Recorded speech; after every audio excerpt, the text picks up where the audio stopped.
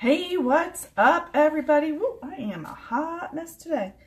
Um, yeah, today's the first day back to full day of school. We had a couple snow days, a couple early dismissals, a couple of late starts, and so now I'm a hot mess because I'm behind schedule, but that's okay. I'm a mom. Moms are hot messes. If you follow me, you know I'm a hot mess anyway. So I get asked this by my clients all the time. I am a stress eater. How can I stop it? Well, to be honest, stress eating, we all do it to an extent. Emotional eating, stress eating. When you're stressed, do you or have had a super emotional day, like nothing went right, your kids were nightmares, your job just sucked today, you got nothing accomplished? How many of you reach for a bag of chips, cookies, whatever, to help you kind of get through the rest of the day? Yeah, I'm raising my hand because I used to do that all the time. And because we're kind of ingrained into thinking that food is a reward instead of thinking that food is a source of nourishment for our bodies. I do this all the time. Like I could seriously talk about this topic forever because I'm reverting back to my 80s and my Valley Girl days, but I could totally talk about this forever because we all stress eat and I am a victim of it too. So it's a ginormous roadblock on our health and fitness journey. It adds unnecessary and unhealthy calories to our day, and it creates a psychological and physiological reliance on food as a coping mechanism for everyday stress. We tend to give food power. Food, in 90% of us, food is all power.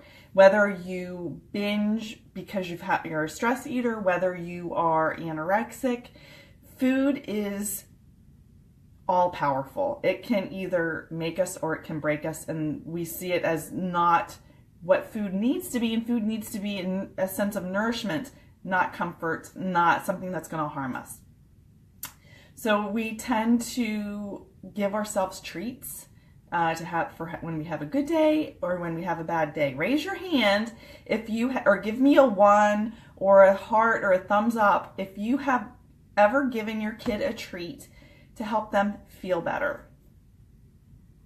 I do it all the time and it's subconscious. Like I don't even think about it, and then I'm like, here, have a cookie, you'll feel better. And then I'm like, oh, I shouldn't have done that because I am creating bad habits for them. We all do it. Don't feel bad about it. But we need to change it. We need to change it. Because we learn at a young age that food is a powerful reward. So raise your hand or give me a thumbs up or a 1 if you use food as a reward or food for your kids or yourself. If they have a good day, if they get hurt, if you've had a good day or a bad day, do you give yourself food as a reward or use food to cope through the bad times? When we do that, we learn from a very young age that food is powerful, that it will make everything okay, and we need to stop giving food the power because food's not powerful except in healing our body with nutrients, not healing our body, our mentality, to make ourselves better. So when we actually feed ourselves because we're having an emotional day or we're stressed out, when we feed ourselves, it triggers a response in your brain, especially if it's high fat, high calorie foods.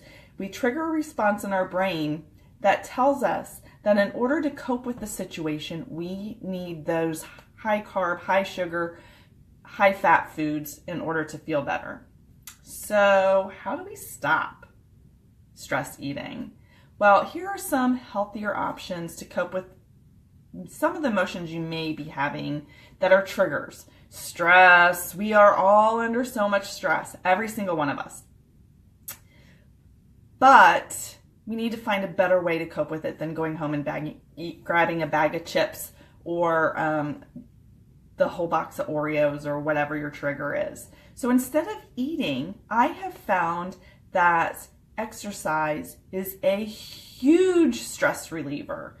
It boosts your mood, it releases endorphins to boost your mood, and it reduces the cortisol levels that stress causes, that causes belly fat to be deposited in our bellies. So try to exercise. It doesn't have to be something strenuous.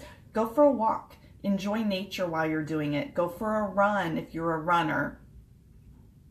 Try a kickboxing class. Lift weights. Do yoga. Exercise really, really, really does play a huge part in stress relief. I am a firm believer in it.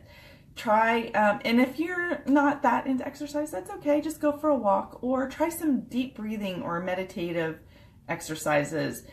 Sit in a quiet room and just take 4 or 5 deep breaths and practice breathing for 2 minutes. That's all you need to do. It'll help recenter you. It'll help calm you. And it'll help you focus your thoughts. And then it'll get your mind off the food. So all this stuff really does help your body reduce your cortisol levels, reduce your stress. Eating out of boredom. How many of us eat out of boredom? We don't even realize that we're eating. Yeah, I do. Sometimes I'll just be sitting there and be like, I'm really hungry, but I'm not really hungry. I'm just bored. So this one is really hard to change because we don't even think about it. We don't think, are we hungry or do we just have an appetite for something?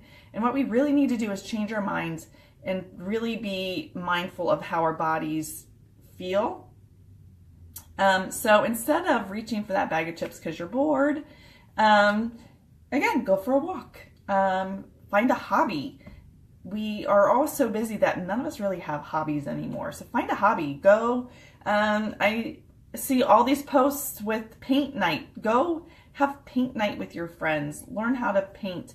Call a friend on the telephone instead of just texting someone. Actually call someone on the phone. Do we even know how to do that anymore? So call a friend. Write in a journal. Go for a walk. Play with your kids. What I've started doing is researching topics that I've always wanted to learn about. And then you get so caught up in what you're learning that you don't even, you're not even bored anymore. Or do a challenging crossword puzzle. And when you do stuff like that, like if you start a hobby, do a challenging crossword puzzle, learn something new, you're working your brain, which is super important to prevent, to help stop Alzheimer's. You know, when we get older, we stop remembering things. When you exercise your brain, you prevent that from happening. A reward. Here's the next thing we like to feed ourselves with. Rewards. How many times have you come home and you're like, yes, sweet, my day was fantastic. I crushed my goals. I crushed my job. I hit all the things I needed to do today. Today was awesome. I deserve a reward. Woohoo! Oreo cookies, here I come. We do that, right? Except there's other ways that you can reward yourself. You can put money in a jar every time you've had a fantastic day to reward yourself in a week or a month. Put money in a jar for a massage or a new outfit or a new shirt that you've wanted. Take a bath, relax, be in the moment. We are all so busy that we don't ever give ourselves permission to just chill. So just give yourself permission to chill. If you don't have the funds to go get a massage or buy a new wardrobe, just chill. Light some candles, take a nice hot relaxing bath, enjoy the moment. Watch your favorite TV show that you'd never have time to watch. The point is you don't need food to reward yourself. And the next thing we like to do is comfort. Food is comfort. Food reminds me of my grandma's house. She lived on a farm, so she was always cooking, and she always had her famous cutout cookies hot out of the stove, ready for me when I walked in her door to spend a couple weeks every summer with her. She had cream pies for my brother. Every morning was bacon and eggs. So whenever I smell bacon, I think of her. Whenever I make her family secret cookie recipe, I think of her. It's comfort. And it's not necessarily that I want to eat the cookies. I just want to bake them to remember her. So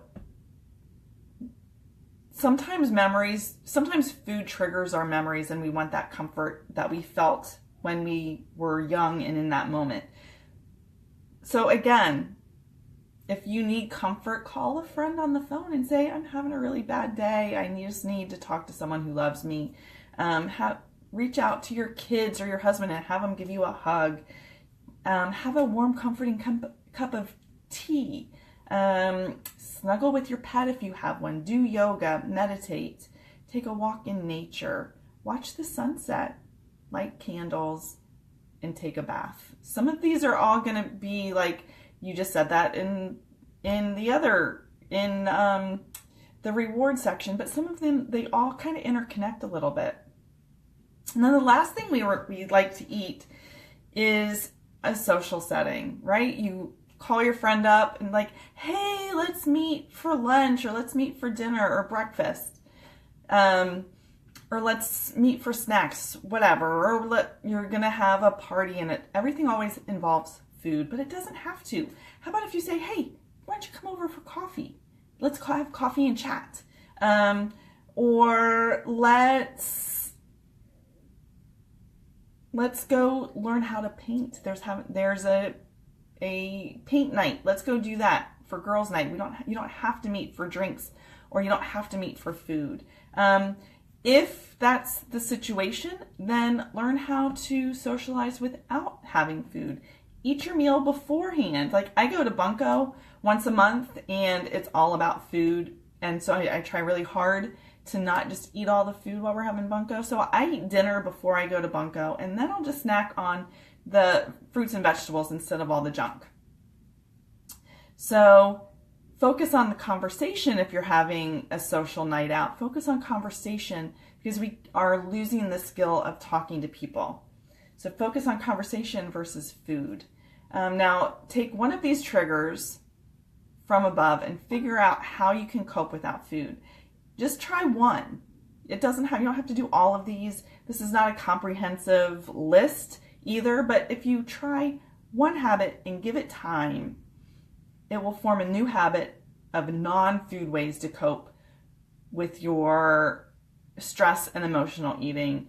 And soon you will have a healthier relationship with food, and you won't reach for food every single time you're stressed or you want to reward yourself or you're out of social engagement. The key is you have to start. If you want to be successful on your weight loss journey, you have to start with one habit. So anyway, thanks. That's all I've got for you today. I'm going to be putting this in a blog so you can read it. Sometimes reading is better, especially when we're moms and we're trying to put our kids to bed. If you're like me, I used to lay there for hours on end and I would read on my phone. So anyway, thanks for watching. This is Coach Pam from Coach Pam Fitness. Have a fantastic Wednesday, and we'll see you soon.